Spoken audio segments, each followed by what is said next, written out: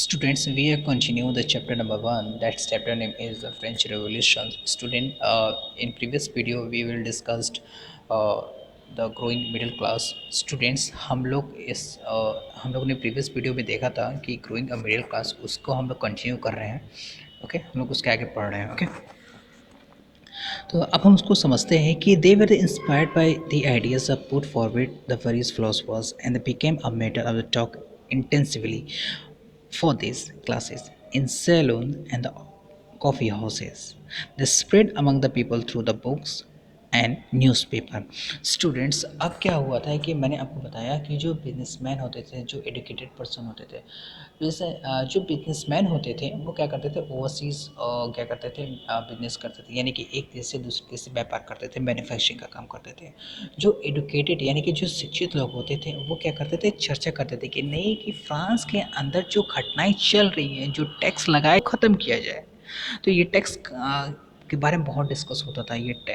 जैसे कि सैलून के अंदर, कॉफ़ी हाउसेस के अंदर ये क्या होता है, बहुत सारे लोग वहाँ पे डिस्कस करते थे, जिसकी वजह से लोग क्या काफ़ी परेशान हो चुके थे. लोग न्यूज़ पेपर के माध्यम से, बुक्स के माध्यम से लोग पढ़ते थे कि अरे इस फ्रांस के अंदर इतनी समस्याएं चल रही, समस्याओं को कैसे निकला जाए, इसके बारे में लोग डिस्कस करते थे. The American constitution and it's the grant to individual right was an important example of political thinkers in France. Students, इसे आप ध्यान से समझिएगा. जैसे कि हम लोगों ने प्रीवियस वीडियो में पढ़ा था, आपने देखा कि जो फ्रांस था वो किसका हेल्प किया था, अमेरिका का, क्योंकि अमेरिका उस समय ब्रिटेन का क्या था, गुलाम था. ठीक है, यानी कि उसके अधीन, ब्रिटेन के अधीन थी अमेरिका. तो फ्रांस ने के अंदर जब मोनार्की गवर्नमेंट चल रही थी, तो अब अमेरिका के अंदर ये दिया गया कि ग्रांटी ऑफ, यानी कि अमेरिका पे लिख दिया गया कि अब सभी व्यक्तियों को इंडिविजुअल यानी व्यक्तिगत राइट्स दी जाएगी. लेकिन अब इसके बारे में लोग सोचने लगे कि अरे फ्रांस ने ही उसे आज़ाद कराया, वहाँ के लोगों को राइट्स मिल रहे हैं और यहाँ के लोग को नहीं मिल रहा है. तो इसकी वजह से लोग आंदोलन करना स्टार्ट कर दिए थे. Philosopher and there contribution in revolution. Students, वैसे तो बहुत सारे फिलोसफर फ्रांस के अंदर हुए जिन्होंने ये मार्गदर्शन किया कि समाज के अंदर कैसे लोगों के साथ व्यवहार करना चाहिए. उनमें से कुछ थे जिनके बारे में हम लोग डिस्कस करेंगे. Jean-Jacques Rousseau written a book named Social Contract, in which he proposed a form of government based on a social contract between people and their representatives. Students, France के एक फिलोसफर थे जिनका नाम था जीन जैन रूसो. कहीं कहीं इनको Jean Jacques Rousseau के नाम से भी जानते हैं. इन्होंने एक बुक लिखी थी जिसका नाम था सोशल कॉन्ट्रैक्ट.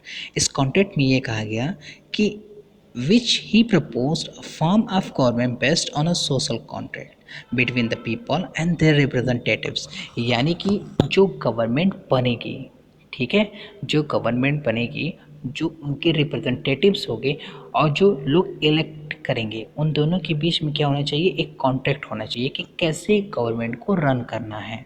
तो ये जीन जैक रूसो का कहना था, जिन्होंने एक बुक लिखी थी जिसका नाम था social contract. And second philosopher was Montesquieu. Montesquieu written a book named The Spirit of the Laws, in which he proposed a division of power within the government between the legislative, the executive and the judiciary.